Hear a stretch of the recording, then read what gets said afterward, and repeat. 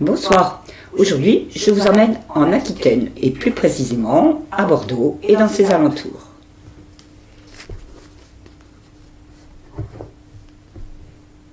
Je vais donc vous parler du dernier roman d'Hervé Lecor qui s'appelle Traverser la nuit. Il est publié, comme ses derniers romans, aux éditions Paillot Rivage dans la collection Rivage Noir. L'époque, c'est maintenant, ou presque.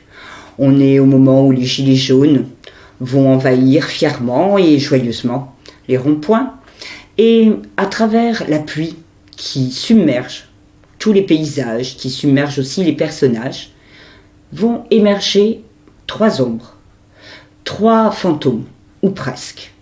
Une femme, deux hommes. La femme, c'est Louise. Louise, elle navigue entre misère noire, et puis, il y a aussi la violence, puisque son ex-petite amie la harcèle et la roue de coups régulièrement. Une vie de merde, quoi. Une vie de paumée. Elle a plongé dans la drogue. Elle essaye de s'en sortir, elle peut lever la tête, elle peut, grâce à son petit homme, son fils. Et puis, il y a aussi Michael. Alors, Michael, aux États-Unis, on l'appellerait un vétéran, parce qu'il revient d'une guerre sale, avec des cauchemars plein la tête. Mais ces problèmes, ça date de beaucoup plus longtemps, parce qu'il est complètement phagocyté par une mère monstrueuse, depuis qu'il est né pratiquement.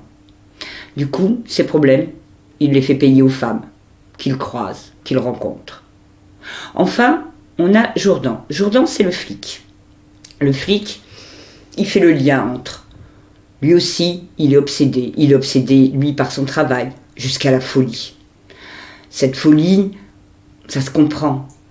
Ces affaires de merde aussi, avec les violences faites aux femmes, et puis des meurtres d'enfants. Et les cadavres de minots, c'est des images qui le hantent. Il va donc, on peut dire, naufrager lui aussi, puisqu'il y a beaucoup d'eau. Sa vie, c'est un véritable naufrage.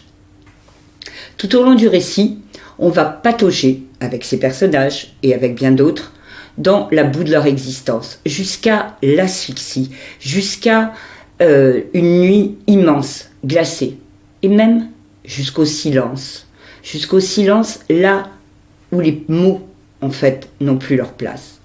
Et c'est tout le talent d'Hervé Lecor que de choisir un à un les mots, que de sculpter les phrases pour nous emmener loin, loin au plus intime de chacun de ces personnages.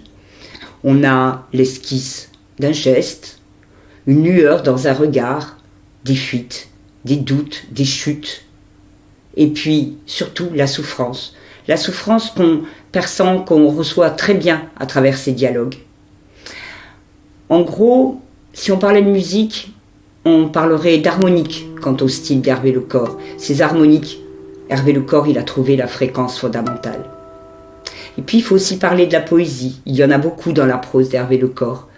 Hervé Lecor, léger, qui peut être léger comme une plume dans sa poésie, ou bien lesté de ciel bas et lourd. Pour terminer cette chronique, j'aimerais dépasser un petit peu la noirceur de tout ce que je viens de vous dire, parce que dans Traverser la nuit, la lumière est omniprésente. Hervé Lecor, il aime les êtres humains, il aime ses personnages, et il le dit, avec pudeur, élégance. Et ça, c'est pas si fréquent que ça en littérature. Voilà, j'espère que vous avez aimé cette chronique et donc que vous allez vous abonner à notre chaîne. En attendant, n'oubliez pas,